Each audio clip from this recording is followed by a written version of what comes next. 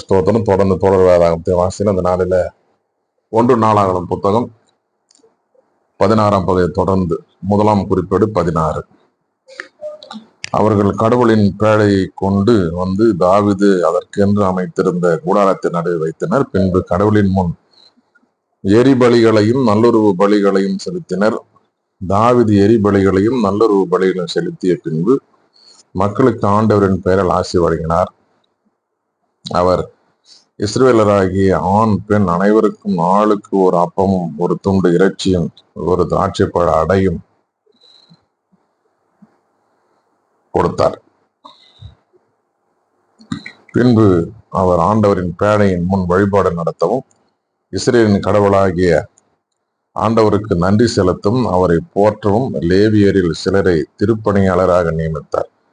ஆசாவு தலைவராகவும் செகரியா துணைத் தலைவராகவும் எயேல், செமிராமேத்து, எகியேல், மத்தித்தியா, எலியாபு, பெனாயா, ஓபேது, ஏதோம், எயேல் ஆகியோர் தம்பூரு சுரமண்டலம் கருவிகளை வாசிக்கவும் ஆசாபு கைத்தாளம் கொட்டவும் பெனாயா எகசியேல் ஆகிய குருக்கள் இருவரும் கடலின் உடன்படிக்கை பேழையின் முன் இடைவிடாமல் எக்காங்களை ஓதவும் நியமிக்கப்பட்டனர்.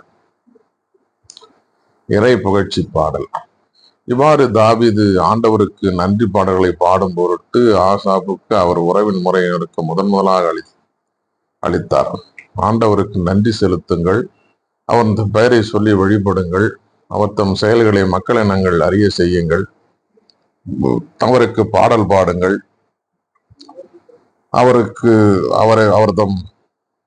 அவரை புகழ்ந்தெழுத்துங்கள், அவர் தம் வியத்தகு செயல்கள் அனைத்தையும் எடுத்துரையுங்கள், அவர் தம் திருப்பெயரை மாற்றிப்படுத்துங்கள்.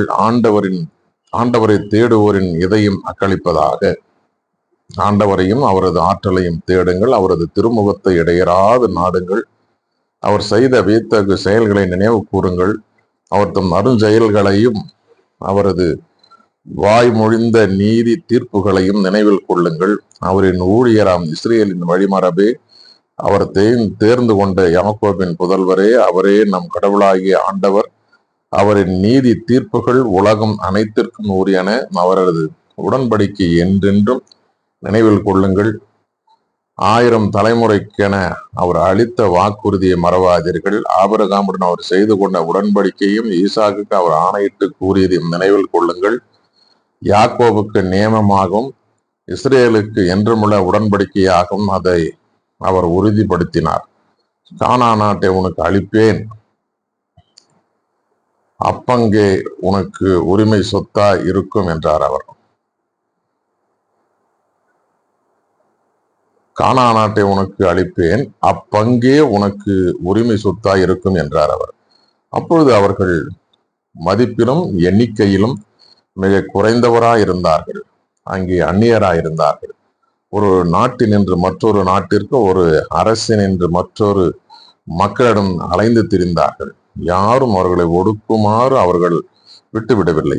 அவர்களின் பொருட்டு மன்னர்களை அவர் கண்டித்தார். நான் அருள்பொழிவு செய்தாரை தொடாதீர், என் இறைவாக்கினரை தீங்கிழைக்காதீர் என்றார் அவர். உலகெங்கும் வாழ்வோரே, ஆண்டவருக்கு புகழ் பாடுங்கள், அவர் தரும் மீட்பை நாள்தோறும் அறிவியுங்கள், பிற இனத்தாருக்கு அவரது மாட்சியை எடுத்துரையுங்கள், அனைத்து மக்களினங்களுக்கும் அவரது வியத்தகு செயல்களை அறிவியுங்கள். ஏனெனில் ஆண்டவர் மாட்சி மிக்கவர், பெரிதும் போற்றத்தக்கவர், தெய்வங்கள் அனைத்திற்கும் மேலாக அஞ்சுதற்கு உரியவர் அவரே. மக்கள் இனங்களின் தெய்வங்கள் அனைத்தும் வெறும் சிலைகளே, ஆண்டவரோ விண்ணுலகை படைத்தவர். மாட்சியும் புகழ்ச்சியும் அவர் திருமுன் உள்ளன, ஆற்றலும் அக்களிப்பும் அவரது திருத்தலத்தில் உள்ளன. மக்களின் குடும்பங்களே, ஆண்டவருக்கு சாற்றுங்கள், மாட்சியையும் ஆற்றலையும் ஆண்டவருக்கு சாற்றுங்கள். ஆண்டவரின் பெயருக்குரிய மாட்சியை ஆண்டவருக்கு சாற்றுங்கள். உணவு படையில் ஏந்தி அவர் திருமுன் வாருங்கள். தூய கோலத்துடன் ஆண்டவரை வழிபடுங்கள். உலகெங்கும் வாழ்வோரே, அவர் திருமுன் நடுங்குங்கள். உலகம் உறுதியுடன் நிலை கொண்டுள்ளது, அஞ்ஞாது அசைக்கப்படுவதில்லை. விண்ணுலகம் மகிழ்வதாக, மண்ணுலகம் களி கூறுவதாக. ஆண்டவர் ஆள்கின்றார் என்று பிற இனத்தாருக்கு அறிவிப்பாராக. கடலும் அதில் நிறைந்துள்ளனவும் முழங்கட்டும், வயல்வெளியும் அதில் உள்ள அனைத்தும் களி கூறட்டும். அப்பொழுது காட்டு மரங்கள் ஆண்டவர் திருமுன் மகிழ்ந்து பாடட்டும். ஏனெனில் அவர் மண்ணுலகிற்கு நீதி தீர்ப்பு வழங்க வருகின்றார். ஆண்டவருக்கு நன்றி செலுத்துங்கள், ஏனெனில் அவர் நல்லவர், என்றென்னும் உள்ளது அவர் பேரன்பு. எங்கள் மீட்பராகிய கடவுளே, எங்களை விடுவித்தருளும்.